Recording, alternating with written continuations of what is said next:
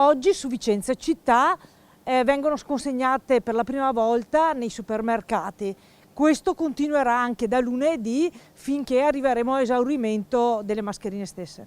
È la Protezione Civile l'organismo incaricato a distribuire le mascherine provenienti dalla Regione Veneto. Nella sede di Via Muggia i volontari preparano quotidianamente diversi quantitativi destinati ai singoli comuni della provincia che qui vengono a rifornirsi. Per il comune di Vicenza in questa prima fase sono destinate 50.000 mascherine. Come quelle in distribuzione nelle farmacie e quelle consegnate porta a porta agli over 75, le mascherine dei supermercati sono protezioni non chirurgiche e non DPI. Realizzate in tessuto o non tessuto, sono strettamente personali ed assicurano il minimo di protezione in caso di uscita dalla propria abitazione. Grande e complesso il lavoro compiuto sui diversi fronti dai volontari della Protezione Civile.